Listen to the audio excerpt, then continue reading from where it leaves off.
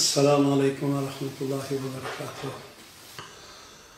Biz insan ve Müslüman bunu süftümüz öyle. Dünyadaki her kandak zulüm, bihuda kan tökeleş, yolsuzluk, adaletsizlikten her navazkışı karşı ettirimiz. Biz bu Şarkı Türkistan'da bu hareket neço kandak kılıp real emili hayat kayı, hareket kayılandırımız diye meselede örnek acıktırışı. Ben Allah'a konuşuyorum. Biz hem de Gazze'deki Müslümanlığa tarifede davamlıkta hem dua kılavatımız. 67 günün mabeyinde Gazze'nin ülkenden dedi 41 kilometre ve 10 kilometre arlık. 1.700'den 2.300, 2 milyon etrafında yaşayılan halk kim? Müslümanlar şu.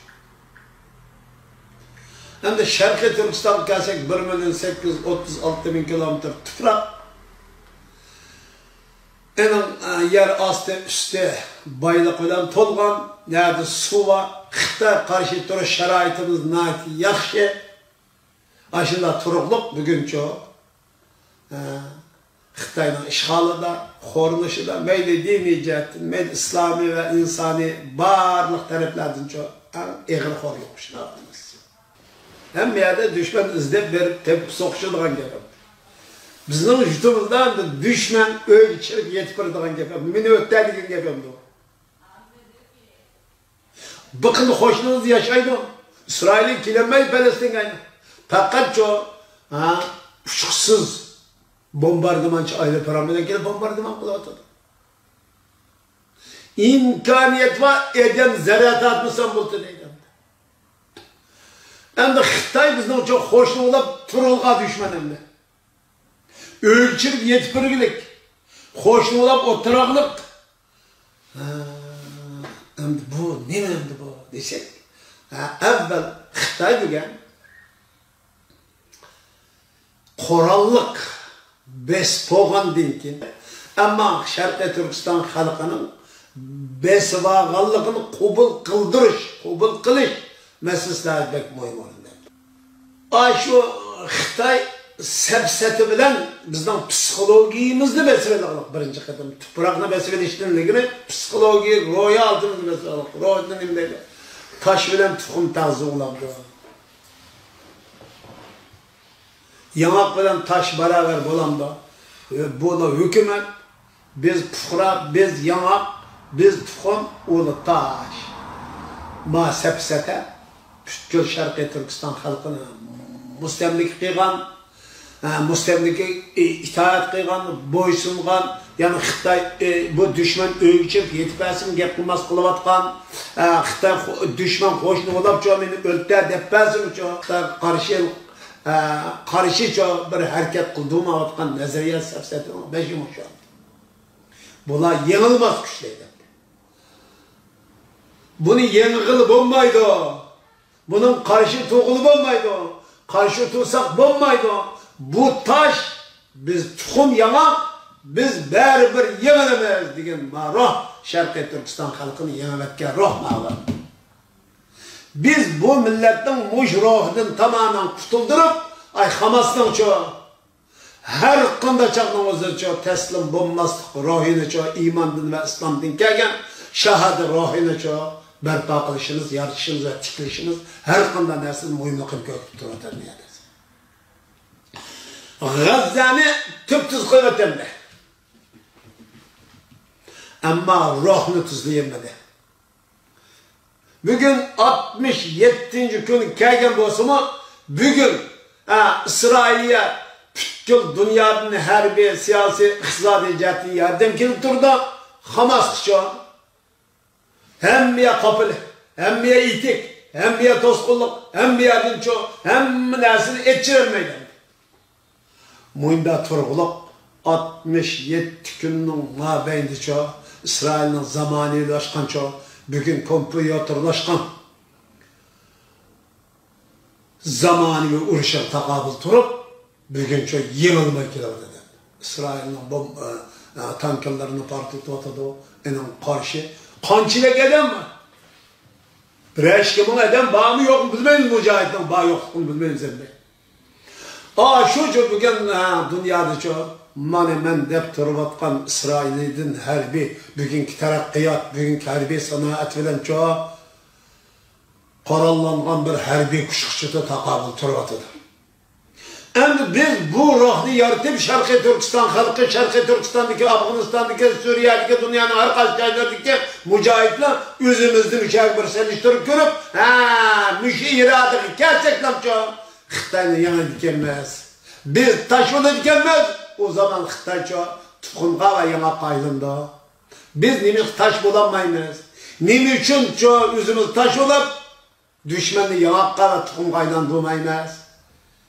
degan bu irada yaratishda Falastin xalqining bugungi elib berayotgan jangovarlik bu ro'yi Sharqiy Turkiston xalqi uchun, Sharqiy Turkiston mujohidlar uchun Xitoy qarshi turishda kam bo'lsa bo'lmaydigan jiddiy shakllantirib bu ruhni o'zimizning shu bir jihodiy harakatiga aylantirishimiz lozim, bir harbiy harakatga.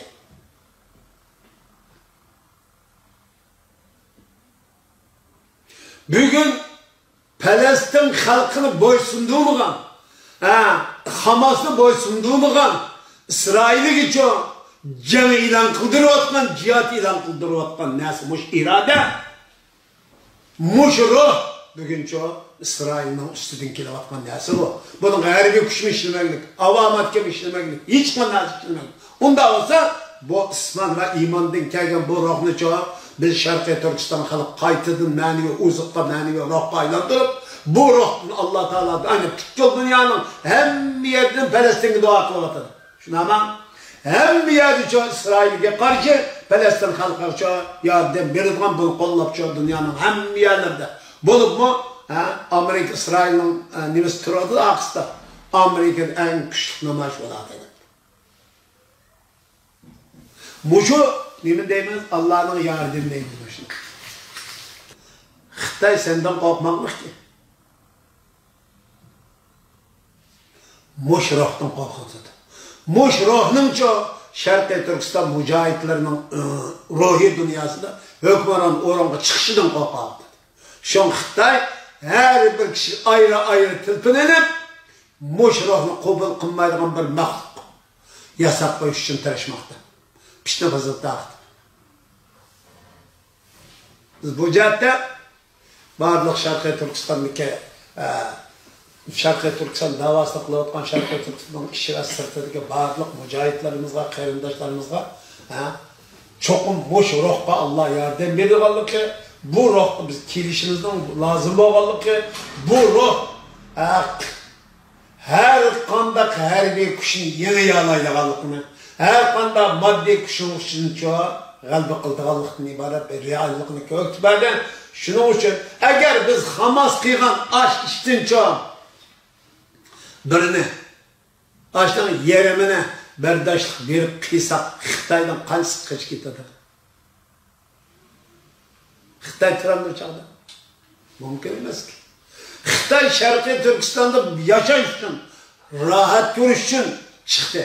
Agar Xitoyni Sharqiy Turkistonda yashatmasak, rahat ko'ketmasak, pullar ketadigan yutib oladi.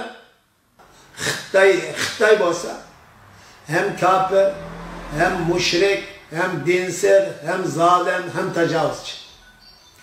Xitoyning ishg'oliga qarshi turish, Xitoy qarshi turishi ajoyib ulug' harakat. Mayli islomiy nuqtadan ulug' harakat, mayli insoniy nuqtadan ulug' harakat.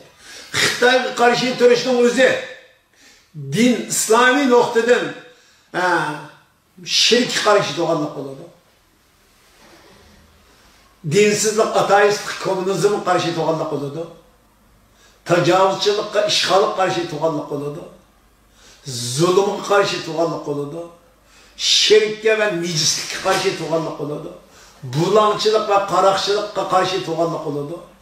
Yani mayli insoniy, mayli islomiy nuqtadan elbet qanchag'imizda Xitoy qarshi turishdan iborat bunda bir ulug' ish yo'q yer yuzida. Buning teng keladigan, buning selishtig'ini bo'ladigan bundoq ulug' fazilatli bir xizmat, bundoq bir mujohid yo'q qarindoshlar.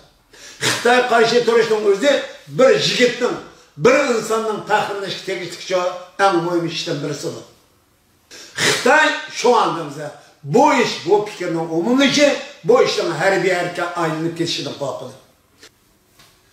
Biz fakat Moşo, Hamas ve Afgan halkını uçu, düşmanga tajovuzchilik qilib bo'ysunmaydigan o'zining vatanini qo'g'dash, vatanni davlat aylantirish ruhidagi elib borgan kurashlarning hammasi Sharqiy Turkiston xalqi uchun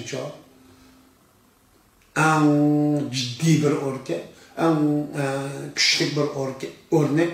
Buni biz umumli harakatimizda biz Moşo o'rnak qilsak, to'qim Allah bizga chiqish yo'l berdi. Biz iman ve İslam'ın yadroligida Moşo ideyani, Moşo ruhni biz siyasi hareketimizde, cihadi hareketimizde, Xitoyning ishg'oliga tajovuzga qarshi turib, davlat qurish hareketinde yadro ana ruhga aylantirishimiz lazım. Assalomu alaykum ve rahmetullahi ve berekatuhu.